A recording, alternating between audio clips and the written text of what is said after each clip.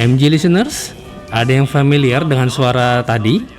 Ya, suara milik sosok yang begitu dekat dengan anak-anak Indonesia dari masa ke masa.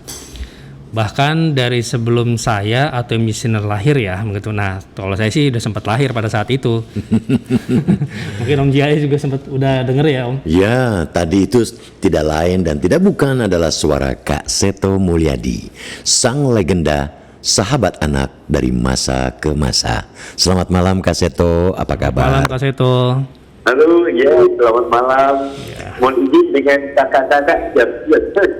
Siap Kak Seto. Walaupun saya masih muda tapi saya tetap memanggil Kak Seto, tetap kakak. Iya, sekarang panggilnya Seto sekarang. Iya. Baik, Kak Seto, sebelum kita berbincang, saya mau membacakan berita terkini ya Kak Seto. Mohon disimak sebentar Kak Seto. Jadi, pemerintah kembali mengatur ketentuan pembelajaran tatap muka atau PTM terbatas di sekolah dan pembelajaran jarak jauh seiring dengan diperpanjangnya pemberlakuan pembatasan kegiatan masyarakat level 1 sampai 3 di Jawa, Bali hingga 29 November 2021. Aturan ini termuat dalam instruksi Menteri Dalam Negeri Inmendagri nomor 60 tahun 2021 yang diteken Mendagri Tito Karnavian Senin lalu. Dalam aturan tersebut, pembelajaran tatap muka di sekolah dilaksanakan dengan kapasitas maksimal 50%. Namun, tidak semua jenjang menerapkan pembatasan tatap muka dengan kapasitas 50%. Sekolah luar biasa dari jenjang SD hingga sekolah menengah dapat melakukan pembelajaran tatap muka dengan kapasitas 62 sampai dengan 100%. Sementara untuk jenjang PAUD, kapasitas dibatasi maksimal 33% saat menggelar PTM. Aktivitas pembelajaran harus dengan menjaga jarak minimal 1,5 meter dan maksimal 5 peserta didik per kelas. Nah, Kak Seto, dari informasi tersebut mungkin kita bisa melihat terkait kebijakan pembelajaran tatap muka. Bagaimana menurut Kak Seto? Sudah tepatkah kebijakan ini? Iya, baik. Menurut saya, bagaimana juga yang paling utama adalah tetap mengedepankan kepentingan terbaik bagi anak. Jadi kepentingan terbaik ini tentu menyangkut hak-hak asasi anak. Nah, hak dasar anak kan pertama adalah hak hidup. Apakah terjamin bahwa dengan PTM tadi keselamatan anak terjamin? Artinya dari bahaya virus corona yang sering mengancam kehidupan seorang, bahkan juga tercatat Indonesia itu memegang rekor tertinggi untuk anak-anak yang terkena COVID-19 ini, bahkan juga korban yang meninggal. Kemudian kedua adalah hak tumbuh dan berkembang, hak sehat anak. Jadi hak sehat anak berarti ya jangan sampai sakit, jangan sampai karena begitu terkena virus sakit, nah itu kan perawatannya juga cukup lama dan meninggalkan dampak negatif juga. Nah, mohon itu yang menjadi catatan utama. Begitu. Yang ketiga adalah hak perlindungan. Jadi mohon anak tetap dilindungi. Semua guru, orang tua berdiri pada garda paling depan untuk melindungi anak. Demikian. Kak Seto, ini saya mau tanya Kak Seto. Di masa pandemi ini, itu kan banyak korban ya, anak-anak itu yang ditinggalkan oleh orang tuanya yang meninggal, dan juga ada orang tua yang kehilangan pekerjaannya, lalu banyak lagi lah. Bagaimana Kak Seto melihatnya? Iya, memang ini sangat-sangat menyedihkan ya. Iya, betul. Ini adalah cobaan kita bersama. Betul. Tetapi ibarat kata bijak, melindungi anak perlu orang sekampung. Betul. Jadi bukan hanya tanggung jawab keluarga, tapi juga tanggung jawab warga. Namanya kan ada RT RW, rukun tetangga, rukun warga. Betul. Marilah mohon juga kerukunan ini yang kita angkat kembali. Jadi tetangga di sana juga mau saling peduli. Di beberapa kasus kan begitu ada kasus ayah bundanya meninggal, maka tetangga warga kita dari mengambil, kemudian mengasuhnya, merawatnya. Karena yang pendidikan yang terbaik, pengasuhan terbaik adalah pengasuhan keluarga. Jadi bukan sekedar diletakkan di panti asuhan dan sebagainya. Sejauh ada warga yang bisa membantu, syukur kalau kemudian ada keluarga terdekat yang kemudian juga mau menolong. Tapi paling tidak nomor satu adalah warga sekelilingnya, begitu. Oh, menurut Kak Seto, apa sih yang menjadi masalah pada anak-anak saat ini? Dan bagaimana kira-kira menurut Kak Seto solusi yang dapat diberikan? Iya, yang menjadi masalah tentu pelanggaran hak anak yang masih marak terjadi. Artinya kekerasan terhadap anak, kekerasan fisik, kekerasan psikologis, penelantaran, eksploitasi, sampai kekerasan seksual. Nah, ini semua juga mungkin karena kata-kata yang sering terdengar, suatu tindak kekerasan atau kejahatan terhadap anak bukan hanya niat jahat pelakunya, tapi juga adanya kesempatan, adanya peluang yang kemudian membuat seorang tergoda untuk melakukan tadi tentang pembiaran, kemudian kekerasan, penelantaran dan sebagainya. Nah, jadi mohon juga selalu diingatkan kebersamaan melindungi anak. Lembaga yang paling bisa diandalkan, yang paling dekat dengan keluarga adalah tadi RT RW. Misalnya di pengurus RT RW dilengkapi juga ada saksi tambahan. Biasanya kan saksi kebersihan, seksi keamanan, dan tambah satu seksi perlindungan anak. Perlindungan anak. Bisa disingkat SPARTA, seksi perlindungan anak tingkat rukun tetangga. Gitu. Oke. Ya, Kak Seto, tahun 2007 kan Kak Seto mendirikan sekolah alternatif bernama homeschooling. Apa semangat Kak Seto saat mendirikan sekolah tersebut? Apakah sekolah formal dirasa belum sempurna, Kak? Iya, memang banyak kan anak-anak yang mungkin tidak bisa berkembang di dalam sekolah formal. Bahwa ada yang bisa berkembang, silakan. Tetapi ada yang tidak, ada yang bermasalah, mungkin tidak cocok, mungkin misalnya dia juga ada kegiatan lain yang juga harus dikembangkan, misalnya sebagai atlet olahraga yang pertandingan ke berbagai kota atau negara, mungkin artis yang harus syuting film dan sebagainya. Nah, jadi kemudian sudah ada undang-undangnya juga, Undang-Undang Sistem Pendidikan Nasional, Undang-Undang 20 tahun 2003, yang mengatakan bahwa jalur pendidikan di Indonesia itu bisa formal, tapi bisa non formal atau informal. Nah, dalam konteks itu, karena juga banyak keluhan anak-anak yang bermasalah dengan sekolah formal, artinya yang mencoba merintis adanya jalur pendidikan non formal dan informal yang populer dengan sekolah rumah atau istilah kerennya ya homeschooling kan. Begitu. Kak Seto, sulit nggak sih Kak Seto untuk mengajarkan anak yang homeschooling itu, Kak Seto, bagi orang tua gitu dan Kak Seto sendiri pada saat mendirikan? Iya, kenyataannya memang justru banyak yang kemudian berprestasi unggul. Jadi misalnya itu karena prinsip sekolah akan haknya adalah hak belajar, wajibnya wajib belajar kan. Betul. Bukan wajib sekedar wajib sekolah saja. Wajib belajar itu bisa kapan saja, di mana saja dan dengan siapa saja. Jadi dalam hal ini beberapa yang kemudian kami lihat lulusan dari homeschooling kami yang hanya memenangkan berbagai lomba-lomba baca Quran dan sebagainya itu juga banyak, tapi yang kemudian juga begitu lulus ada yang menjadi pengusaha juga banyak. 1 tahun lulus SMA sudah bisa buka coffee shop misalnya.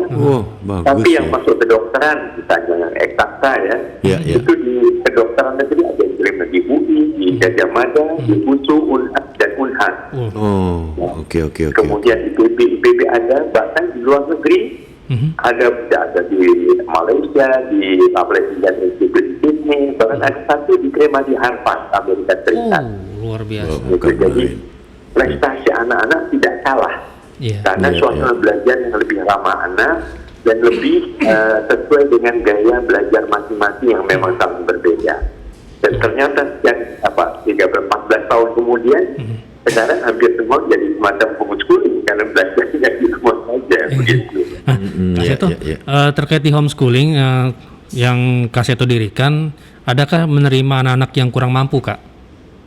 Iya, kami bahkan memiliki kelas berjalan, yaitu satu mobil yang didesain khusus dilengkapi dengan ada laptop, tapi ada juga perpustakaan.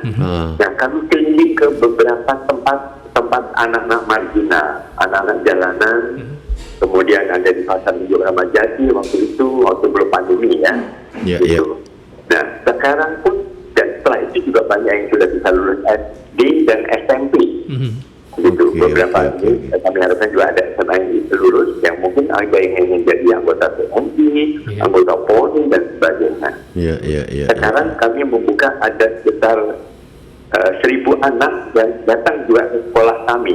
Jadi ada gedung sekolahnya memang namanya homeschooling, tapi ada gedung sekolahnya karena kan non formal. Jadi ada saatnya belajar di sekolah, ada saatnya belajar di rumah gitu. Itu juga banyak anak-anak yang terkendala COVID ini, mungkin keekonominya jatuh, orang tuanya, nah kami memberikan secara cuma-cuma gitu. Iya.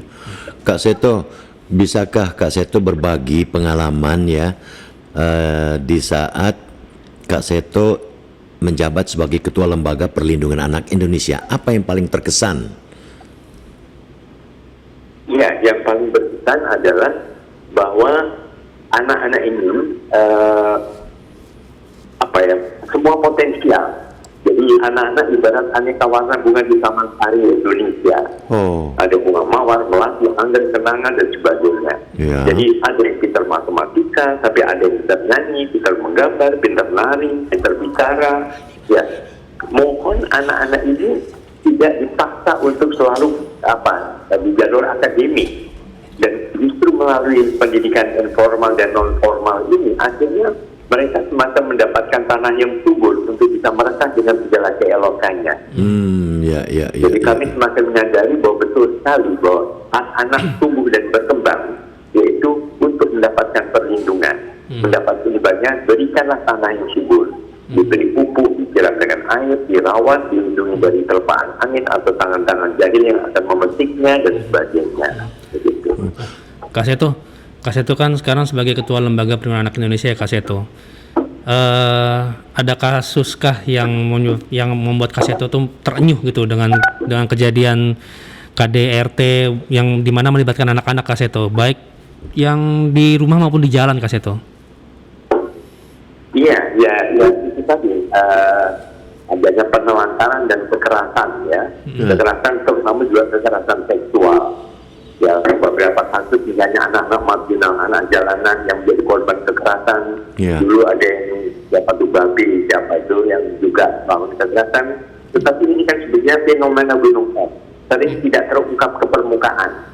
Jadi yang jauh di sana, di bawah sana, yang tidak terungkap akhirnya ya ini yang harus menjadi perhatian kita semua, termasuk bukan hanya pemerintah tapi juga masyarakat dan media. Maka salah satu tadi bukan hanya di hilirnya saja, tapi di hulunya jangan dilupakan. Jadi langkah-langkah insentif, kampanye mengenai perlindungan anak di masyarakat melalui berbagai lembaga tadi, RT, RW, mungkin juga ada beberapa misalnya PKK, ada Puspada, ada segala macam yang sudah dibentuk oleh pemerintah. Itu diberdayakan betul-betul untuk mengingatkan kepada masyarakat jangan pernah melakukan kekerasan ataupun pembiaran terhadap anak-anak yang memiliki hak dasar yang harus dipenuhi. Begitu. Iya. Iya, baik, dan bagian. Iya. Kak Seto ini kan dikenal sebagai sosok legenda yang begitu dekat dengan anak-anak. Sahabat anak dari masa ke masa. Apa yang membuat Kak Seto begitu menyayangi anak-anak? Iya, sebetulnya saya hanya ingin membalas budi saja. Saya merasa mendapatkan masa kanak-kanak yang sangat indah. Saya sebagai anak yang dari kecil sangat bandel, bahkan saya belum pernah lihat anak zaman now yang lebih bandel dari saya waktu kecil dulu. Tapi mendapatkan pengarahan secara sangat bijak dan penuh kasih sayang dari orang tua. Saya umur 4 tahun udah nggak bisa diem, loncat sana loncat sini, naik ke atas pohon, kadang-kadang jatuh, kepala di bawah bocor, dijahit. Makanya pakai poni terus sampai sekarang untuk menutupi jahitannya.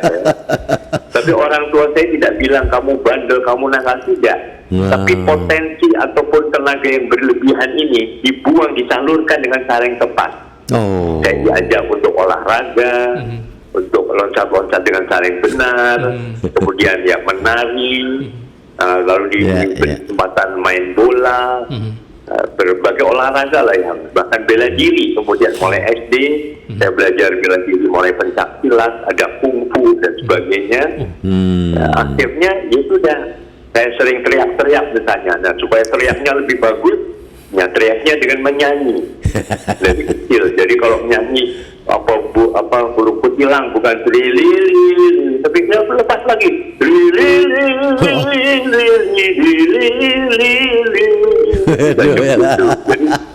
Akhirnya ya udah jadi kemampuan seni, kemampuan olahraga, sehingga bandel ini tidak jadi karena saya dihargai potensinya tapi tersalurkan dengan cara yang tepat. Nah, setelah mulai besar saya lihat sering anak-anak yang sebetulnya kreatif, sebetulnya cerdas, tapi sering dimarahi, dibentak. Padahal saya dari kecil juga bodoh, matematika pernah dapat 4 dulu.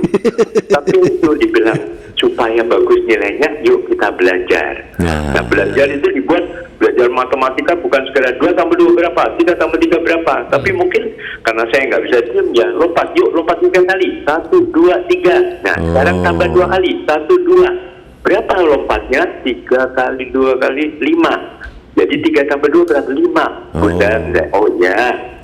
Gitu. Jadi akhirnya ya tadi saya ingin gimana supaya anak-anak zaman now ini jangan pernah ada kekerasan karena mereka itu semua anak-anak yang hebat sebetulnya. Iya.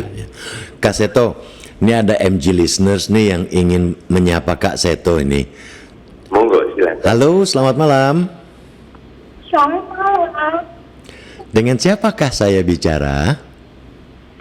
Ini kakak saya. Halo? Halo, ya, betul. Kak Seto, saya penggemar Kak Seto. Oh iya. Adik kelas berapa? Saya baru kelas 6. Oh, kelas 6 ya. Bagus ya. Iya. Rajin belajar kan ya, adik? Oh iya, bisa. Kak Seto. Iya. Bagus. Aduh, suaranya kurang jelas bagaimana? Nyanyinya bagus tadi Kak Seto. Oh, iya. Adik siapa namanya, adik? Nama saya Heni Kak Seto. Siapa? Heni. Iya. Oh, Heni kelas 6 ya, adik Heni ya. Tinggalnya di mana tinggalnya? Tinggalnya di Bekasi Kak Seto. Oh ya. Ya, baik kalau gitu rajin berlatih bernyanyi. Mudah-mudahan nanti bisa jadi penyanyi. Senang mau jadi penyanyi juga nanti kalau besar. Udah Kak Seto. Halo. Ya ini. Ya ampun, Mbak Heni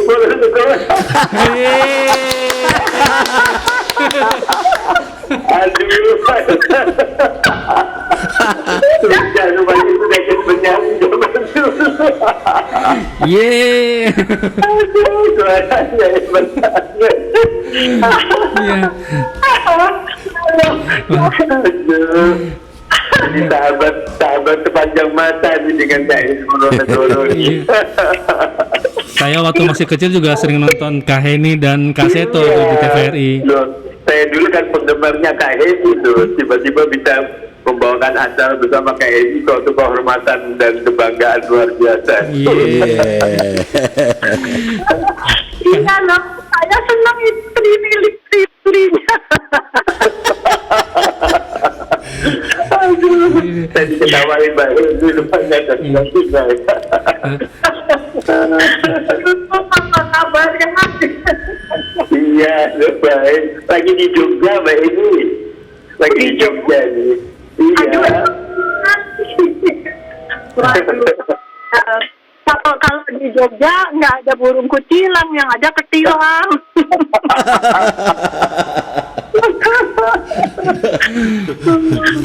Kak Heni, ada kesan nggak pada saat waktu kolaborasi dengan Kak Seto pada saat itu? Waktu itu iya. Jadi sebenarnya waktu kami dipertemukan untuk mengasuh aneka karya anak-anak itu, sebetulnya juga di situ baru berkenalannya dengan Kak Seto. Tapi jadi di situ saya merasakan ada kesamaan ya.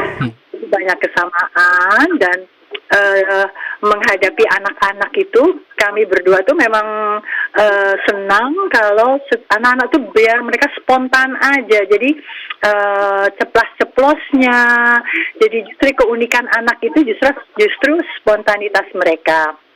Sehingga waktu acara kami pertama tuh ada karya anak-anak itu live, jadi tidak direkam atau nyanyi ya nyanyi kalau apa lucu gitu.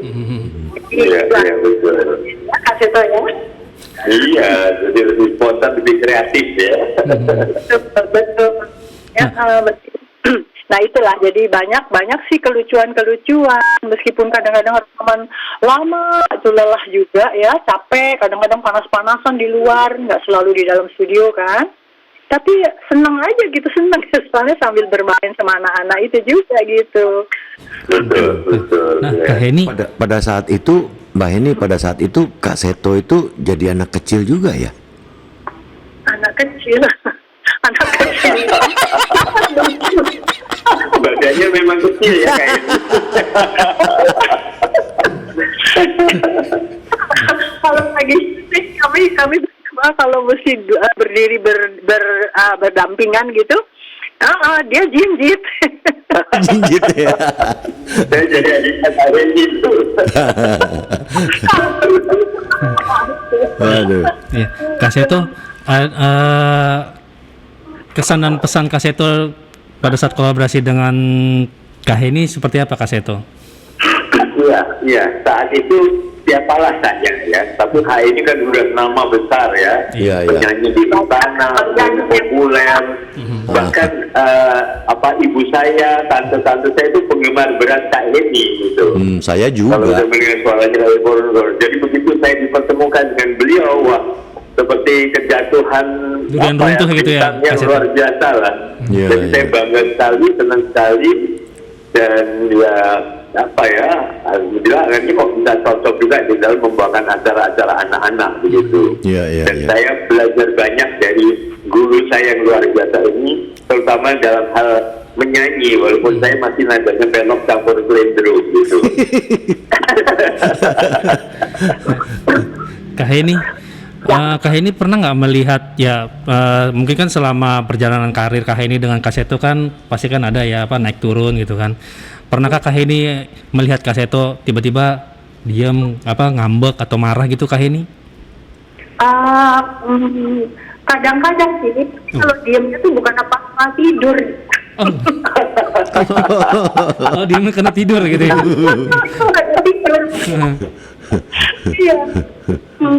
Kalau Kalau dia misalnya ada merasa nggak enak atau mau ngambek atau apa, Kak Seto tuh paling pinter untuk menata.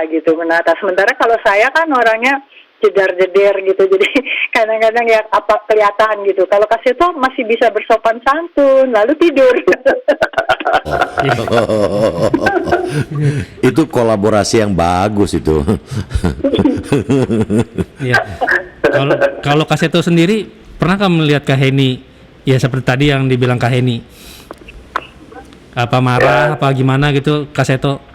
Iya, Kak Heni kalau marah semua seneng. Karena apa? Kalau marah misalnya saya marah, saya marah. Jadi kayak nyanyi butet. Jadi marahnya itu kita nanti indah. Jadi ya semuanya wah tepuk tangan mas. Enggak kok mas, enggak setelah acara kayaknya enggak ada alasan untuk bermarah-marah dengan apapun gitu. Kita aja. Jadi kalian berdua ini sudah berapa lama ya berkolaborasi? Atau sudah bersahabat? Dari tahun 79 ya kayaknya. 79. Iya. 78 kita mulai 78 sampai 88 ya Kak Seto ya, aneka karya anak-anak, terus kita Iya, sampai 88 betul. Iya. Oh, lama sekali ya. lumayan sih karya anak-anak. Dulu waktu masih muda sering lari-lari, bercanda-bercanda, lompat-lompat, jingkrak-jingkrak. Sekarang bagaimana nih? Terus sekarang kadang-kadang aduh. Tapi sekarang bisa. Tapi kasetnya jangan dipaksain lah ya. Kadang-kadang saya ngeri juga kasetnya masih suka nyoba-nyoba salto-salto gitu. Iya. Kemarin loncat Parkour dari gitu 4 ya? meter tempat kesleo juga. Oh. Hati-hati tuh kaseto. Kaseto sudah bukannya komo lagi. Mungkin ada pertanyaan terakhir buat Kak Seto dan Kak Heni. Tanggapan Kak Seto dan Kak Heni untuk anak Indonesia saat ini gimana, Kak? Ke Kak Seto dulu deh. Ya, kaset. Iya, ya anak-anak Indonesia pada dasarnya sampai sekarang tetap anak-anak yang hebat, yang kreatif, yang punya potensi yang bermacam ragam ya. Tinggal bagaimana kita mengasuh dan mendidiknya tadi tetap dengan penuh kekuatan cinta, penuh kasih sayang, penuh dengan stimulasi mental yang beragam, sehingga semua anak bisa menjadi apapun juga sesuai dengan pilihan mereka dan minat mereka. Mau bisa jadi seperti Rudi Habibie atau Rudi Hartono, Rudi Salam, Rudi Khairuddin atau Rudi Hadi Suwarno, silakan. Oke. Kalau menurut Kak Heni sendiri, Kak? Iya ya, kalau saya anak itu anak kecil dari dia lahir, mau dia lahir di zaman apapun gitu, pada dasarnya dia adalah seorang anak yang masih polos, ibaratnya kertas putih gitu ya. Jadi nggak ada tuh anak begitu lahir terus mentang-mentang di zaman yang udah bagaimana kemajuannya lalu tiba-tiba si bayi udah bisa langsung jalan, kan nggak mungkin kan. Jadi betul. itu sama, jadi anak itu pada dasarnya sama. Nah benar seperti Kak Seto bilang, tinggal bagaimana kita ya mengisi kertas putih itu dengan materi yang positif tentunya, dan pasti kan orang tua tujuannya kan pasti yang terbaik untuk anak mereka ya. Nah jadi disesuaikan dengan kondisi zaman misalnya ya, dan masa kini beda memang dengan masa kita dulu kecil ya, beda sekali. Mungkin pas sekarang sebetulnya agak lebih lebih sulit sebetulnya untuk bisa menangani dengan benar si anak ini ya, karena banyak sekali seperti kita tahu anak tidak dapat pelajaran apa yang diajarkan di rumah dengan yang dia dapat dari luar bisa beda gitu ya. Jadi ya hati-hatinya orang tua sekarang lebih banyak daripada hati-hatinya orang tua. Betul. Kak Seto dan Kak Heni ada niat untuk kembali berkolaborasi seperti waktu itu? Ingin sekali. Kita kangen juga dengan Kak Seto dan Kak Heni bernyanyi, apalagi Kak Seto kadang-kadang suka main sulap ya. Tapi nanti panggilannya bukan Kak Seto kayak ini, tapi Kak Seto dan Nek Heni.